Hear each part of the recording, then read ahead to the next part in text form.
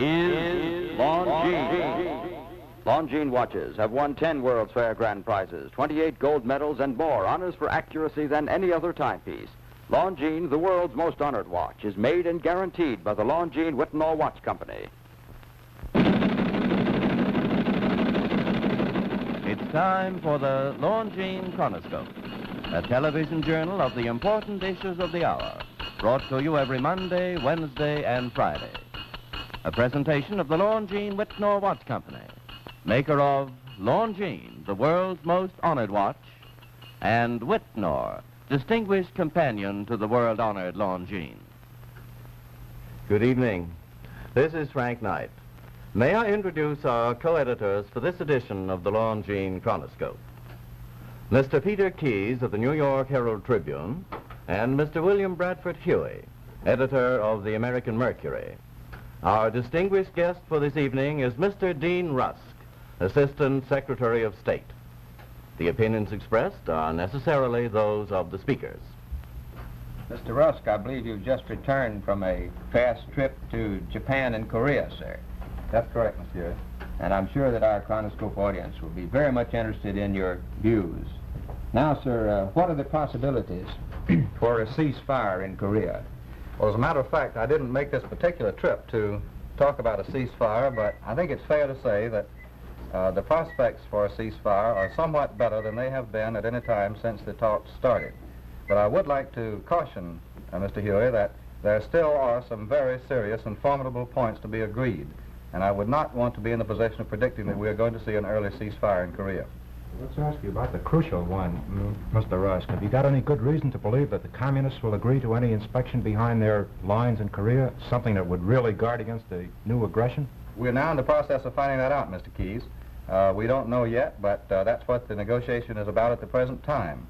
We feel that a reasonable inspection to assure against the resumption of hostilities is a reasonable point to include in a ceasefire. Well, is it possible to have a ceasefire without an inspection? That remains to be seen. We have insisted that some form of adequate inspection is an essential. Now, sir, do I understand that you are saying to our people, and our people are gravely concerned about the Korean issue now, are you predicting that there's anything optimistic in Korea, or are you cautioning our people to expect the worst, perhaps? I think we have to play this as it comes. We are trying to find out whether there can be established a ceasefire on terms which are reasonable and acceptable to us. Now, if the other side can meet those terms, there will be a ceasefire. But what I was trying to say was that we should not be foolishly optimistic here and think that what remains to be done is easy, because there are 2 or 3 very important points still to be covered in the negotiations. Now, sir, suppose there is not a ceasefire. Then what is likely to develop in the Orient? The United Nations have been fighting with very great determination here to stop this aggression in Korea. And at the same time, I think everyone outside of the communist bloc must admit that they've been acting with great self-restraint in order to prevent a world war if possible. Now, patience is likely to run out someday.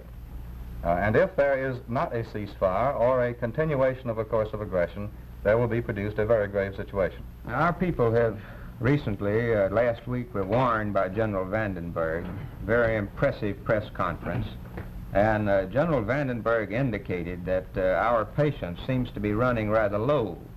Now, is what you are saying in accord with what General Vandenberg expressed? I don't believe that General Vandenberg intended to say that we are unwilling to pursue this ceasefire negotiation to its conclusion.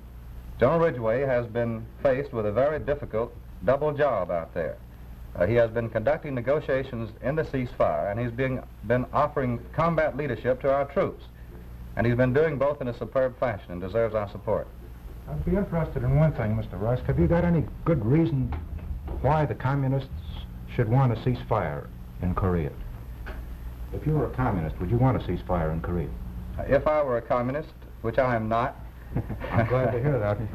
Anyone in the State Department has got to clear himself these days. I think there are many reasons why the communists might want a ceasefire, but we don't know yet. We're finding out. But the Korean affair has been costly to them in prestige and confidence in building up the coalition of the great world against them. They have lost great influence in Asia. They have succeeded in putting this country on the alert and have started a great mobilization process here. They have warned Western Europe that that course of action on which they are embarked needs to be resisted by organized effort. There are very great costs to the communists in this enterprise in Korea. Now, Mr. Rusk, if I might ask one other question, aren't there some pretty big costs to the West as well in Korea? We're tying down an awful lot of our best troops, aren't we? Is it worth it? Yes, there are costs, and I don't think any of us feel that decisions about whether you fight are to be lightly taken. But we strongly believe that the costs of not resisting aggression in Korea would have been far greater than the cost of resisting it, in lives and materiel, in our own security right here in our own homes. Mr. Rusk, during the McCarthy hearings, I believe that the spokesman for the government, for the State Department and for the Defense Department, I believe they made a great deal of the fact that we couldn't afford to get involved in a large-scale war on the Asiatic mainland, that it was something to be avoided at almost all cost. Now, you're talking about patience running out, and General Vandenberg is warning. Now, does that mean that we are ready as a nation to embark on a large-scale war, or are we contemplating a large-scale war on the Asiatic mainland? Mr. Yale, I have to return to my earlier answer, and that is that if the ceasefire talks fail, and if this course of aggression continues, we'll face a very grave situation. I simply cannot anticipate the decisions that would have to be made in that situation. Well, let me ask you this, sir. Now, in the State Department, and of course you are primarily concerned with Far Eastern affairs, are you encouraged by the attitudes of our allies in the Korean fighting? On the whole, yes, Mr. Huey. Those who have troops in Korea have their ambassadors meet with us regularly 2 or 3 times a week in Washington. And we have seen there a very high degree of solidarity throughout this entire affair. What we should like to have is additional support, particularly from some of those countries which have not yet furnished troops. And we're negotiating as we can to find where we might get additional forces for Korea. Have you sensed that their patience, too, is running out in Korea? I can't speak for them. I can testify that there has been maintained here a very strong and unified attitude toward the Korean War itself. On that question of additional troops for Korea, it seemed to me that a lot of the United Nations members have offered to have single volunteers enlist in a United Nations Legion, yet the United States has always seemed to oppose that. What's the situation on that?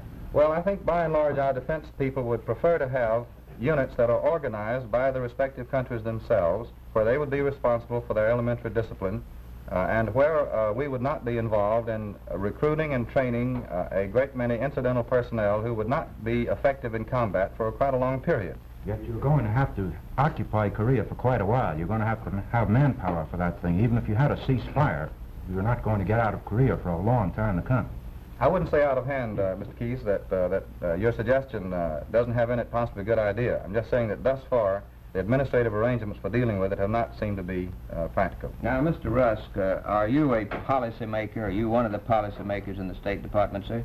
For better or for worse, I suppose that an assistant secretary is ranked as a policy officer and you of the are department. particularly in charge now of the Far East. Is there a Far East policy now in the State Department? I'm going to surprise you, Mr. Huey, by saying that not only is there a Far Eastern policy, but there is a broad Far Eastern policy which has general support throughout the country, regardless of political party. I realize that's quite a statement in these days of considerable quarreling among ourselves here at home. But let me just give you a few samples of what I refer to as a generally agreed Far Eastern policy.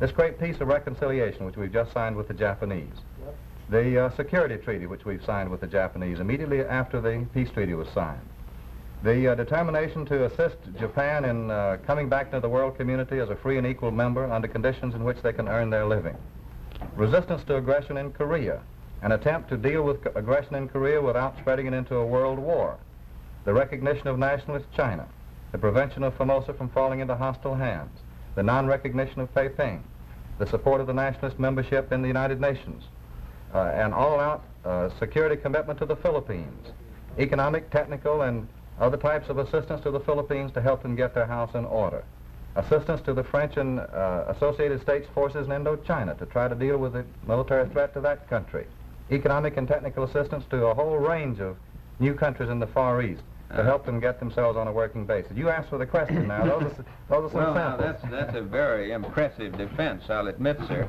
I'd like to come back to just one thing that you said. Do you believe that the country in general it now supports the State Department in its Far Eastern activities?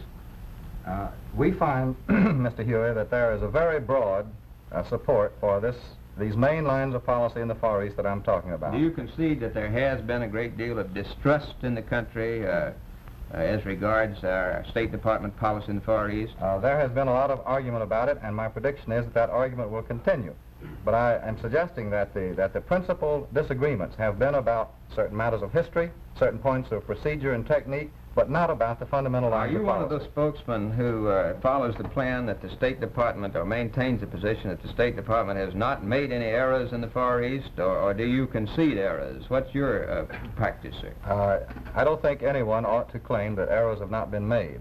But if you ask me the next question, what those errors have been, I don't think I'm going into those. Well, without asking you about errors, I wonder if I could ask you as a matter of news, what do you think is the strength of the Chinese Communist government? How much of a hold has it got on its people? Is there any opposition in Communist China?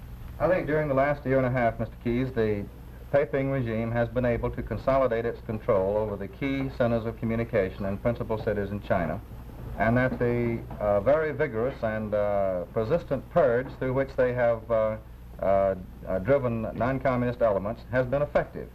And that therefore we find that only in the remote areas and in a somewhat minimum way is there any active resistance in China at the present time. Mr. Rusk, you've made a very spirited defense of the State Department tonight, and I'm sure that our audience appreciates your coming here from Washington. Thank you very much, sir. The editorial board for this edition of the Longines Chronoscope was Mr. Peter Keyes and Mr. William Bradford Huey. Our distinguished guest was Mr. Dean Rusk, Assistant Secretary of State. Now, before you go to bed tonight, do this. And there is December, and just 20 shopping days before Christmas. Now, if you have an important gift to buy, say a watch, and particularly a Longines watch, don't put it off another day. There are so many reasons why no other watch of fine character enjoys so great a preference for Christmas giving throughout the world as Longines. These medals, for instance. Do you know that Longines is the only watch in history to win 10 World's Fair grand prizes and 28 gold medal awards? And in observatory accuracy contests, the Longines precision record is unsurpassed. For these reasons and for many more, Longines is correctly called the world's most honored watch. Yet you may buy and proudly give a Longines watch this Christmas for as little as $71.50. Now notice the superb good taste of the styling of each and every one of these lovely Longines watches. Longines, the world's most honored watch. Premier product of the Longines Whitnor Watch Company. Since 1866, maker of watches of the highest character.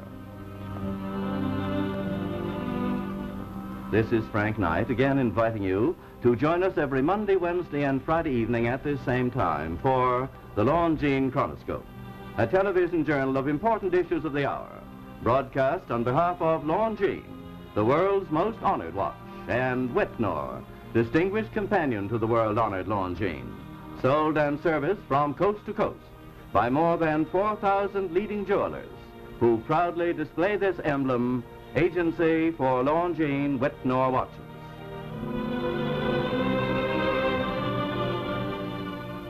This is the CBS Television Network.